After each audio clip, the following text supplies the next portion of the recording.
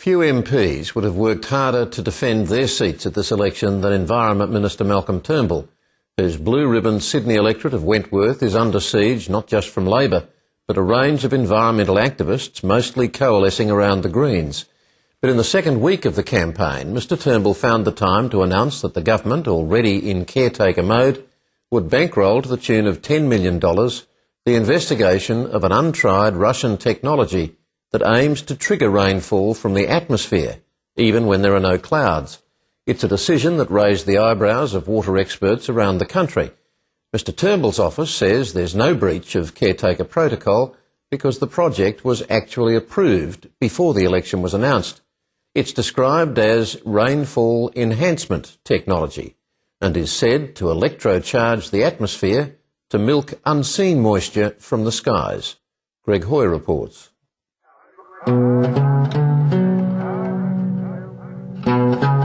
Call him the Rain Man, and how apt.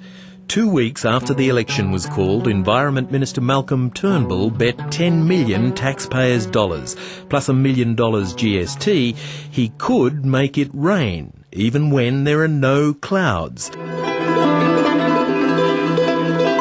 He did so by bankrolling research into a mysterious ionisation technology promoted by the Australian Rain Corporation. And after a commercial trial by a wastewater centre at Queensland University left independent experts like Emeritus Professor Neville Fletcher of ANU a little, unconvinced. I think the conclusion was, and if I might even quote that, there is no evidence to show that the technology does not work. Now that's a little bit negative, so I don't know. I thought that was inconclusive is about where I'd put it. Other rainmakers are less kind, like the father of cloud seeding in Australia for the Tasmanian hydro scheme, Ian Searle. I've had to grapple with all sorts of strange ideas in my 36 years of cloud seeding. Or Israel's internationally respected cloud physicist, Professor Daniel Rosenfeld. Here there is no single scientific paper, only their patent. And one can patent anything, claiming it to do anything that he likes, as long as no one else has made the same claims before.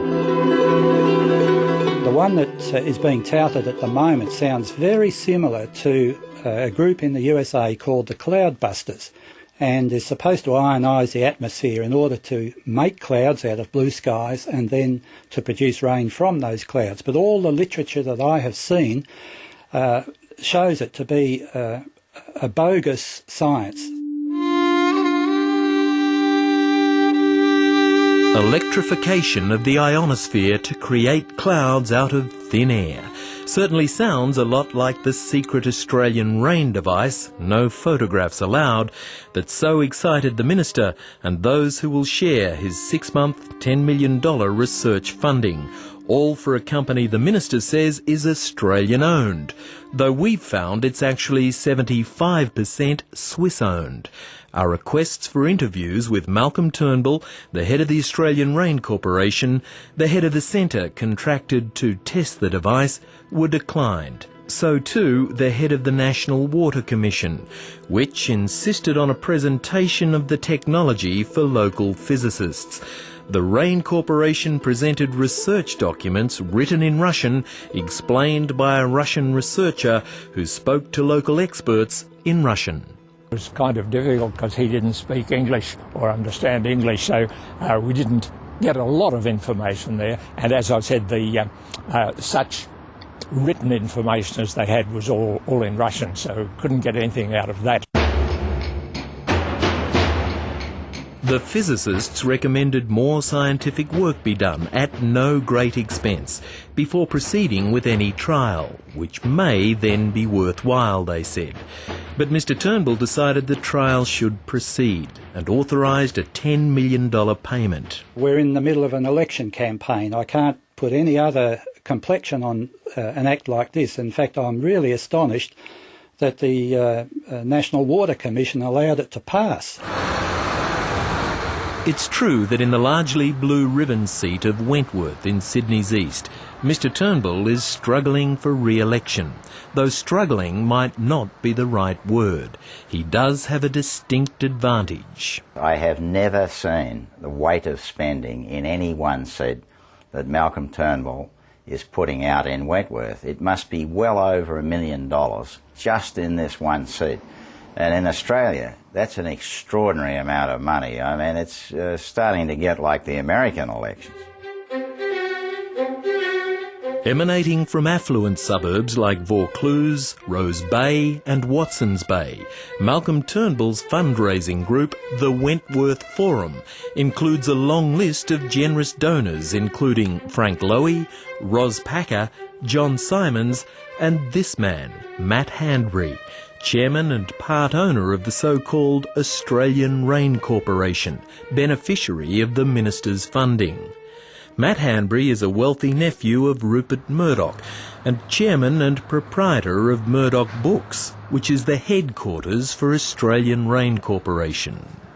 The 7:30 report put to Malcolm Turnbull the following questions. Has Matt Handbury's contribution to your fundraising Wentworth Forum helped in securing funding for the Australian Rain Corporation? There is absolutely no connection, he said. That is an outrageous suggestion. Secondly, why couldn't the Matt Handbury Swiss Consortium pay for its own research? Response, the company is contributing funding to the research and trial. Our final question to the Minister was, why should this not be seen as securing funding for one of your electorate supporters ahead of an election the government is tipped to lose? Mr Turnbull did not directly answer this question, suggesting perhaps his first answer had. The Australian government is open to new and innovative approaches to secure water, he said. Previously, Malcolm Turnbull was dubious of the age-old practice of rain enhancement by aerial seeding clouds with salt particles to help raindrops form. We expect rain to fall 30 minutes or 45 minutes after the seeding is done. We measure the rainfall on the ground. In a 6-year, $20 million state government trial, 20% federally funded, the Snowy Hydro scheme has been experimenting with similar cloud seeding burners mounted on mountain tops. Cloud seeding is an effective method for increasing snowfall. But Mr Turnbull's March press release raised doubts, stating cloud seeding is effective only in a limited number of weather conditions. It requires existing clouds. It will not produce rain out of thin air. An American research institute concluded there was no conclusive scientific proof that cloud seeding works. It is in fact quite untrue. In Tasmania, the results have been highly favourable from the beginning. We've been going since 1964. Passing clouds. A respected world expert on cloud physics at the Hebrew University of Jerusalem, Professor Daniel Rosenfeld believes pollution particles illuminated in these satellite images are inhibiting rainfall over Australia's most populated areas and beyond. More specialised cloud seeding could help, he says, if only it could win the support of Australia's Environment Minister, who, the Israelis say, has instead directed scarce funding from the Australian Water Fund to Mr Handbury's corporation. $11 million, it's a lot of money. $11 million we could produce a lot of runoffs. He could say that his decision wasn't influenced by association of Matt Handbury with Wentworth Forum. I don't believe it. It's my opinion. The local representative of the Israeli cloud seeding project in Australia is Aaron Gingas. When I brought it to the attention of Ken Matthews, Chief Executive Officer of National Water Commission, well, if you're giving this company this kind of serious money, why couldn't we apply? And then he suggested clearly to me that, look, it's no point of applying because Australian Water Fund has been expanded. In other words, the money has been spent.